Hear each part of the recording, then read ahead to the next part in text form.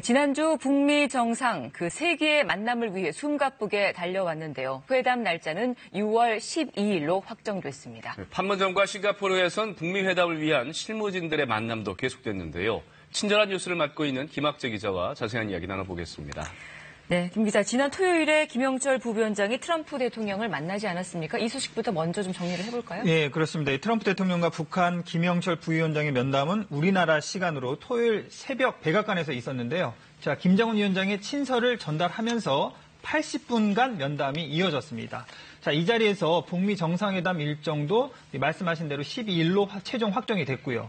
트럼프 대통령은 특히 12일 싱가포르 회담은 시작에 불과해서 그날 어떤 문서에도 합의를 하지 않을 수 있다고 밝혔습니다. 또 이 김정은 위원장이 비핵화에 전념하고 있다고 믿는다. 그래서 더 이상 나도 북한에 대한 최대의 압박이라는 용어를 쓰지 않겠다. 이런 말도 했습니다. 자, 신규 대북 제재가 없다는 점을 분명히 한 건데요. 또 트럼프 대통령은 또 북미 정상회담에서 65년간 이어진 이 한국 전쟁의 종전 선언이 나올 수도 있음을 시사를 했습니다.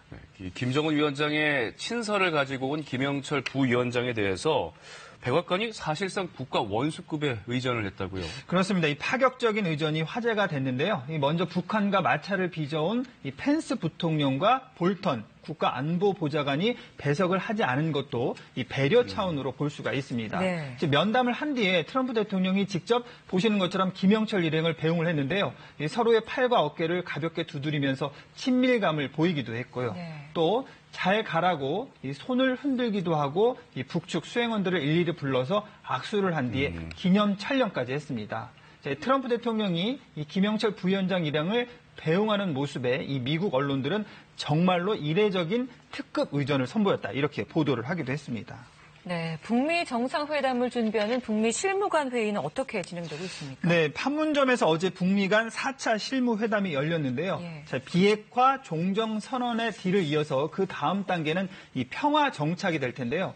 평화 정착 방안에 대한 이 구체적인 논의까지 어제 한 것으로 알려지고 있습니다. 협상 분위기가 나쁘지 않다는 얘기인데요. 이 남한과 북한, 미국이 함께 종전 선언을 하게 되면요. 그 뒤를 이어서 다음 달인 7월에 삼국 정상이 이 판문점에서 만나서 정상회담을 열 가능성도 조심스럽게 언급이 되고 있습니다.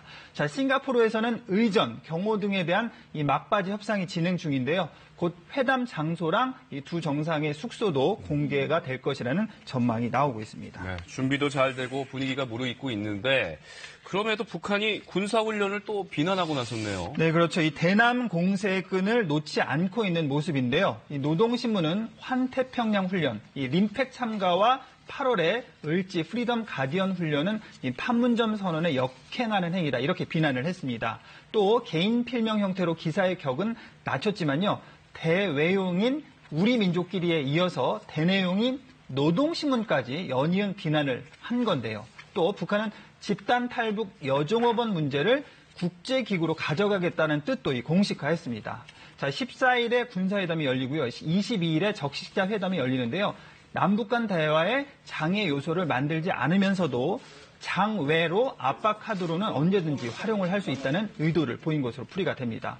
또 북미 정상회담 사전 협상이 뜻대로 풀리지 않을 경우에 이 두 가지 사안을 활용을 해서 남북, 북미 관계에 주도권을 쥐려는 이 전략적 행보가 아니냐 이런 분석도 나오고 있습니다. 네, 김학재 기자 오늘 설명도 잘 들었습니다. 고맙습니다.